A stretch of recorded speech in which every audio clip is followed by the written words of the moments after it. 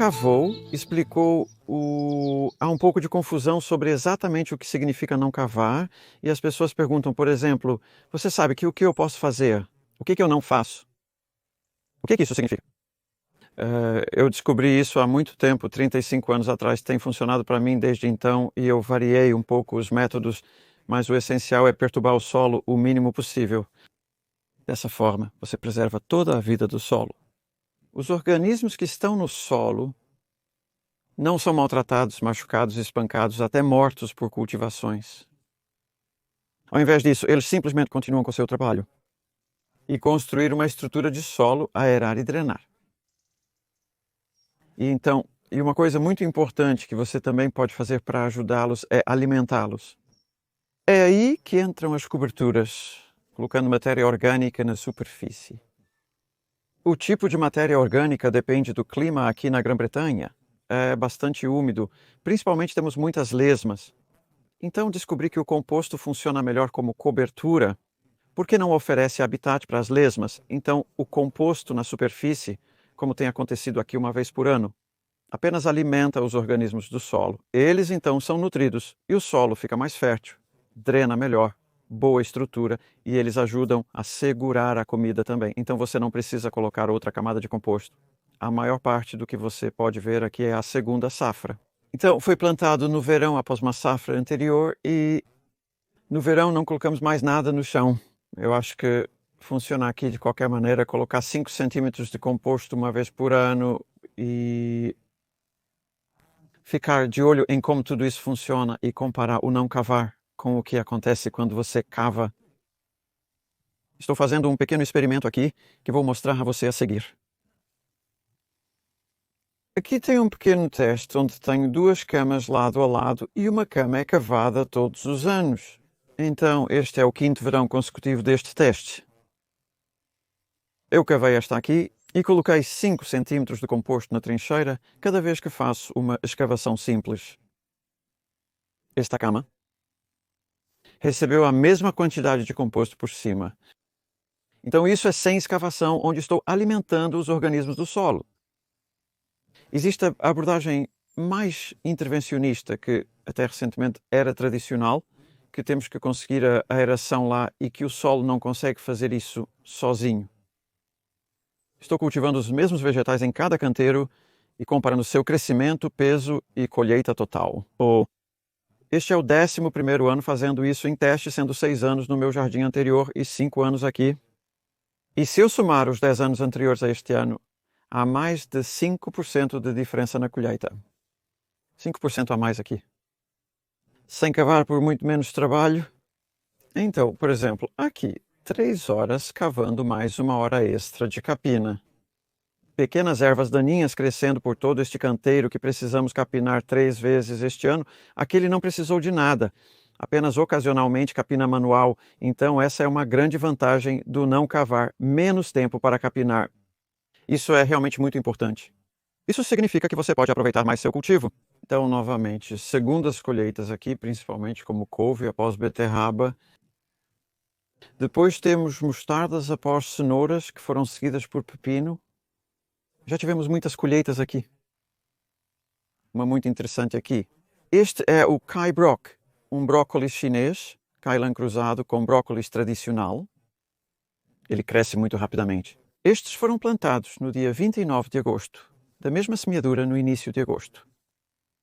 Então eles não estiveram no solo por muito tempo, e há uma diferença extraordinária entre o Kai Brock sem escavação e o grande leito do Kai Brock. Estes podem se recuperar um pouco, mas há algo acontecendo ali, e isso me faz pensar que talvez a estrutura que é temporariamente aerada pela escavação não a mantenha por muito tempo.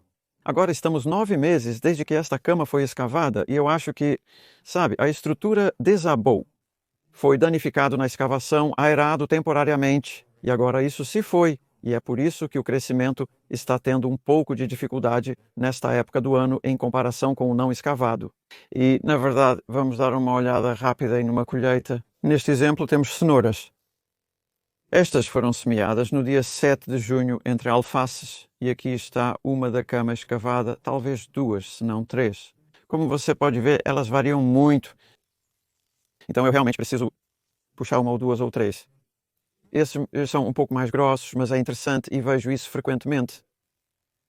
Então, estas são as cenouras cavadas e você vê que elas bifurcaram um pouco, sabe? Se as pessoas nunca fizeram sem cavar, elas pensam, bem, como as raízes descem? E, bem, as cenouras sem cavar, na verdade, elas desceram um pouco melhor do que as cavadas e não bifurcaram tanto.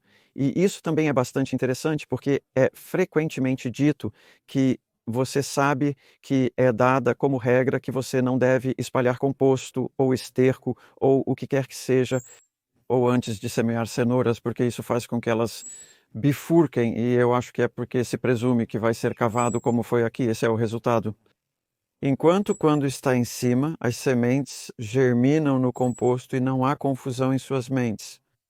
Elas apenas descem, está tudo uniforme, não foi quebrado, estrutura intacta. Então, boa colheita. Isso, eu acho, realmente ajudou a explicar o que é não cavar e como funciona e como torna tudo mais fácil. Jardinagem, porque quase tudo que você pode ver nesta panela são segundas plantações colocadas no verão sem adicionar qualquer fertilidade extra, sem composto extra e muito rápido para começar. Então, por exemplo, onde esses repolhos estão? Aqui eram favas. Nós arrancamos a fava. Os caules terminaram em meados de junho, de uma semeadura realizada em novembro. Então não havia muita capina para fazer aqui. E então simplesmente plantamos esses repolhos que eu semeei no dia 8 de maio e os trouxe em um pequeno vaso. Eles eram plantas grandes, plantadas no dia mais longo do ano, 21 de junho, e têm crescido aqui desde então. E então esta é uma segunda safra que não teve nenhuma adição de fertilidade desde novembro. Um pouco de confusão sobre o suposto nitrogênio deixado pelas favas. Na verdade, isso é um pouco de mito.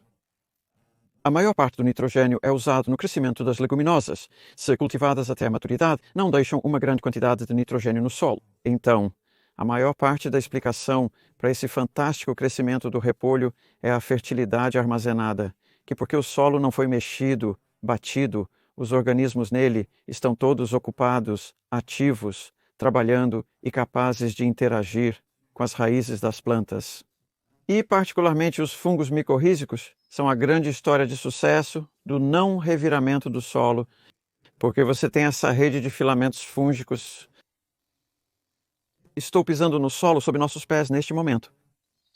Eles provavelmente estão informando seus companheiros distantes que ele está presente, algo conhecido como a internet do solo. Então, esses fios vão jardas, metros, quilômetros, milhas, você sabe, por toda a Terra. Eles são considerados um dos maiores organismos do planeta Terra, toda essa rede de fios no solo, e porque eles estão todos conectados, eles então se unem com as raízes das plantas. Eles são muito ativamente ativos e disponíveis para as raízes. Eles obtêm energia das plantas para a fotossíntese porque esses fios fúngicos não têm nenhuma outra fonte de alimento. E então, em troca, eles ajudam as raízes das plantas, eles formam como uma extensão de raiz. Então isso é simbiose mútua e eles buscam nutrientes e umidade como se estivesse muito seco quando essas couves foram colocadas no chão. Nós as regamos, eu as reguei mais 2 vezes depois em um clima muito seco e quente. Elas sobreviveram muito bem e os fios podem acessar pequenas fissuras no solo que as raízes das plantas não conseguem. Então, há uma maneira de você saber que o solo não perturbado pode render mais em termos de umidade, bem como o alimento e assim como as couves aqui. Esta cama era toda uma colheita muito pesada de alface de primavera e verão. Então, tudo aqui está seguindo a alface, a brócolis calabrese, couve de saboia, a lindo brócolis romanesco e, bem no final, alguns belos kohlrabi. Então, esses são todos bons exemplos de vegetais que você pode plantar no verão, que levam apenas meio ano para crescer e ter outra colheita. E o composto, né, que alimentou esse crescimento que colocamos principalmente no último dezembro, é feito aqui. Montes de composto são matéria orgânica em diferentes fases de decomposição. Então aqui temos o monte de composto atual que levou 4 semanas para encher nesse estágio. Além disso, pego muitos resíduos de outros lugares para o jardim, porque Para ter matéria orgânica suficiente e cultivar ótimos vegetais, estou pescando aqui embaixo para tentar encontrar bastante café. Essas são borras de café que me foram dadas por um homem de um café local como exemplo. Tudo isso está se decompondo muito rápido. O café estava quente demais para segurar. O termômetro está marcando 70 graus centígrados, o máximo que você gostaria. Você pode ver que há uma sonda de um pé de comprimento e o que ocorre é a decomposição da matéria orgânica. A decomposição ocorre antes de inserir na arma. E então, o produto final está decomposto o suficiente para que não esteja em pedaços encharcados, nos quais, como lesmas, podem viver por baixo. E lesmas neste clima são a praga número 1. Se você está em um clima seco onde as lesmas não são um problema, então talvez você não precise fazer isso. Você pode usar esse material diretamente no jardim como cobertura morta, sem precisar de compostagem. Então isso não é uma regra, mas estou explicando que é o que fazemos aqui e é uma boa maneira de lidar com o lixo e mantê-lo em uma área organizada. E este aqui nós preenchemos em 6 semanas e terminamos há um mês, então este é principalmente resíduos de agosto. E este aqui, na verdade, já está bastante decomposto. É uma espécie de composto meio terminado, ou até mesmo um quarto. E o termômetro ali está marcando pouco mais de 50 graus centígrados, que é cerca de 120 Fahrenheit. E então, indo adiante, nós viramos essas pilhas apenas uma vez.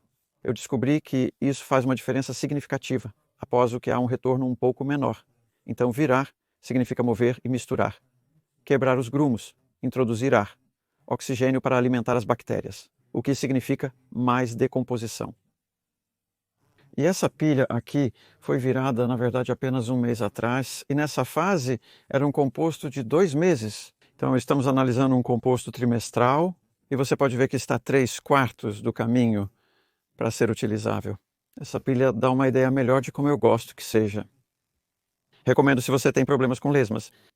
Então aqui temos o composto que agora tem 8 meses de idade. Ele começou a vida como resíduo de jardim no início do ano. O calor acabou em abril, foi virado aqui em junho e tem estado aqui desde então, mais 3 meses. Então tem 8 ou 9 meses de idade e eu estou apenas enfiando minha mão. E é lindamente macio e fofo. E aí está. Então você pode ver que muito disso está bem decomposto, quebrado, bastante friável, bastante grumoso. E na verdade vou apontar mais 2 coisas. Uma é o cheiro doce e isso é parcialmente ajudado pelo telhado. Se você não tem um telhado em um clima úmido, poderia usar uma folha de polietileno ou algo similar para manter a chuva afastada, evitando que fique encharcado. E a cor não é preto. É marrom muito escuro. Um pequeno ponto, talvez, mas é um bom sinal de um composto saudável. E os níveis de umidade você pode apertá-lo e não sai água. Se você obtiver mais de 2 gotas de água do composto, ele está muito úmido. Nesse caso, é necessário revirar e afofar um pouco. Esta é uma pilha de madeira que um empreiteiro de árvores entregou aqui 15 meses atrás. Ela está aqui desde então. Olha isso, minhocas. Isso é... ficou molhado, está se transformando em composto. Então, isso é uma ótima adição ao jardim em termos de adicionar fertilidade. Isso é rico em fungos porque não fica tão quente quanto o composto comum e se você colocar isso fresco não é tão brilhante porque provavelmente está atrapalhando mais do que qualquer coisa. Mas em uma pilha como essa, começa inicialmente a se decompor. Diria que está cerca de 50% decomposto. Então, você interrompeu parcialmente a decomposição ao adicionar fertilidade mais rapidamente. Vou usar isso ao redor das minhas framboesas, aspargos e outras plantas perenes neste inverno. Com o método sem cavar, uma pergunta muito comum é, como eu retiro minhas batatas ou meus pastinacas? Curiosamente, retirar as batatas não é tão difícil. As batatas criam raízes profundas, mas os tubérculos se desenvolvem bastante na superfície. Então eles estão se desenvolvendo em... As pessoas amontoam a terra solta que escavam. Nós não cavamos, então eles estão perto da superfície, então você pode puxá-los para cima. Envolva os talos com as mãos e puxe. Com pastinacas isso não funciona. Você puxa e eles simplesmente ficam lá, então eles vão fundo. Essa é uma das belezas do método sem escavação, de uma forma que mostra como funciona bem. A pastinaca, estas foram semeadas em março, então isso foi há 8 meses. 7 meses. Vamos ver o que acontece aqui. Outubro. É a primeira pastinaca de 2017 e você pode ver como é uma raiz longa e bonita. Esses estão crescendo bastante próximos. Eu prefiro ter muitas pastinacas médias do que poucas gigantes. Você pode ver agora, à medida que eles saem, olhe o comprimento dessa raiz. E você sabe que isso também se quebrou. Então aqui está uma raiz que está 18 polegadas aqui, meio metro já. Provavelmente vai continuar tanto quanto antes. Só para ilustrar como, sem cavar, você tem um solo maravilhosamente solto. Este solo não foi perturbado de forma alguma por 5 anos. Na verdade, muito mais tempo, pois quando cheguei, o pasto tinha ervas daninhas que cobri com mulch. Nunca foi perturbado por cerca de 30 anos. E está lindamente esfarelado e claramente as plantas estão adorando. Então, com essa colheita de pastinaca, houve alguma perturbação no solo. Não gosto de fazer isso, mas é inevitável. Parece ser a única maneira de tirar as pastinacas. O que eu faço, no entanto, é tentar minimizá-lo. É por isso que estou colocando a pá praticamente na vertical e fazendo alavanca repetidamente. Às vezes eu faço isso do outro lado também, até que a pastinaga saia, e hoje houve um pouco mais de agitação do que o normal, em parte porque são os primeiros. Eu acho que uma vez que você encontrou um caminho na fileira, fica mais fácil, mas o cerne da questão é, com o método sem escavação, perturba o solo minimamente. Método sem escavação explicado. Resumindo, economiza tempo, muito tempo. Não apenas o tempo que você teria gasto cavando ou arando, o crescimento subsequente de ervas daninhas é muito menor porque o solo não foi perturbado, ele não precisa crescer ervas daninhas. Além disso, a umidade é conservada na erva, então há uma grande economia de umidade e de tempo que seria gasto regando. Né? Os organismos do solo são conservados e eles podem construir uma estrutura. Então pode parecer preguiçoso ou passivo para algumas pessoas que estão acostumadas a sempre estar ocupadas, intervindo no solo de seu jardim. Mas é uma coisa muito positiva. Você está realmente ajudando a vida em seu solo a fazer o trabalho por você. E acho que você deve ter notado, através deste filme, o maravilhoso crescimento forte aqui que está acontecendo em solo não arado, não cavado. E vou terminar com essa nota, com esta bela panóplia de vegetais fortes. E você pode ver que não cavar é um método muito simples, muito claro. Na verdade, não é difícil de praticar. Obrigado.